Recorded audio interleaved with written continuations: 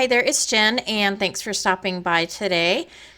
Today I am making a 3-card 1 die video, and as I was editing this video, I realized that I have already done a 3-card 1 die video on this exact same die, and I just didn't realize it. I'll go ahead and pop that up below, above, if you are interested in checking that video out. And this die is still available. It's actually a We Are Memory Keepers Paige Evans a die. There's not really a name for it, but I will have a link below if you're interested. I like it because it's kind of like a stained glass die. I like all the little pieces that cut out. I know in the previous 3 cards I did a shaker card, and so it looks really pretty with that.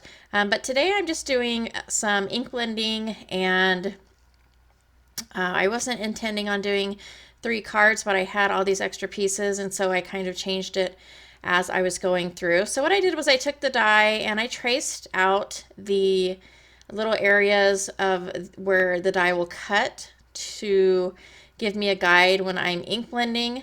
But when I traced it out, I actually did it on the wrong side, and so it doesn't match up. When I cut the die out, it doesn't match up with the actual lines, and it works out fine because I basically just wanted to put some color in specific areas. I want to make sure I was hitting those areas, and so it did work as a guide in that way. And I'm using my blending brushes with some Catherine Pooler inks, and the colors that I've used are Bellini, which is the kind of the orangey color, and then the pink Champaign. Twilight is the gray, Garden Party is the green, and the Limoncello is the yellow. And after I have put that ink down, I'm going to take my Starry Nights watercolors, and I've spritzed those with water, and I'm just taking a brush and splattering that color down. And then I also take my just clear, clean water in a spritz bottle and spray that to get some of those distress marks. And I've taken the die and I've made several cuts using just some white paper, and then I'm going to take the die and place it over my ink background and run that through my die cut machine. For one of the cards, the background is this really cool embossing folder. So it's kind of like some sun rays and then this bullseye type thing in the middle, and it's called Bright Days. If I didn't mention, it's from Fun Stamper's Journey. And so that's going to be the background for one of the hearts. And so the 3 cards that I'm creating are using the heart frame, and then the next one is going to be the positive pieces from the 1 card, and then the last card is going to be the entire heart, that negative space. So I'll be creating a card out of that as well. So for this card, I'm just taking 2 of those white cardstock die cuts, and I am stacking them together, and then I will glue the back of that and add that to a 4 1/4 by 5 1/2 white card panel. And I'm going to put that more towards the top so I can add a sentiment on the bottom, but I don't end up adding a sentiment on the bottom. And so I'll go ahead and set that one to dry and then pick this other card up. So this is the one with the embossing folder background, and I have cut out another white cardstock heart so I can stack those, and I'm just gluing and stacking that colored frame on top.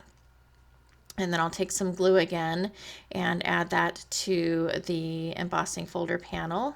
So while I'm putting this together, I just wanted to say real quick, if you follow my channel, you know that last year in 2019, I was on probably, I think, about 5 design teams at once, and it was a little bit overwhelming. And so this year I am going to be on only 2. I have some terms that I'm finishing up right now, but I'm going to be on the polka dot orchard design team, which I've been on since November. I don't usually make videos for those, but I might start doing that. Usually I post those cards on Instagram, but polka dot orchard is digital images, and it's something that I just really fell in love with last year. And they're just really super versatile.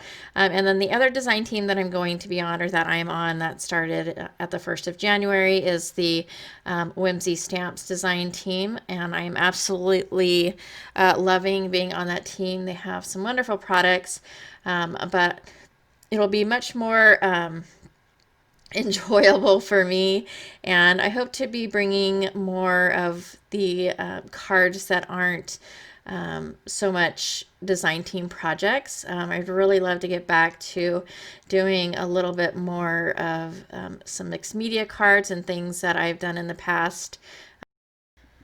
So with that said, I just wanted to ask if there is anything that you are interested in seeing me do a video on, or any suggestions or comments about that. I would love to hear them. So if you have those, please go ahead and leave those below. Right now I'm working on the background for the negative space card, and I've taken a paper rose chevron stencil and blended some seedless preserves distress oxide through that stencil, and then right now I'm using some Nuvo Moonstone glitter paste. And I love this paste because you get a pretty shine and shimmer and glitter, and still being able to see the color underneath, which creates this really beautiful effect. And next I'm going to assemble the cards, and so I'm not going to show all that. I'm just showing you what I have used for each background, and then I'll go ahead and assemble those onto a 4 1/4 by 5 1/2 white card bases. And for this first card, I used a little bird from a Gina K set, along with the thanks that's stamped up in some Catherine Piller ink, and that's from a Photo Play stamp set. This next one is the embossing folder card, and I just took a die from my stash. I believe it's an Alta New die, and added the word hello, and then added a little a sparkly heart. And then this one's my favorite. I added the letters LOVE, and then in black cardstock with white embossing on it, I put all you need is, and then I added a few gems to that card. And that will finish off all of my cards. I really like this one too. I love that embossing folder. I just think it's so, it looks just so pillowy and soft and comfortable.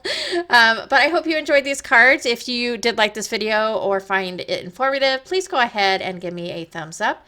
As always, thank you so much for taking some time out of your day to spend with me, and I hope to see you next time.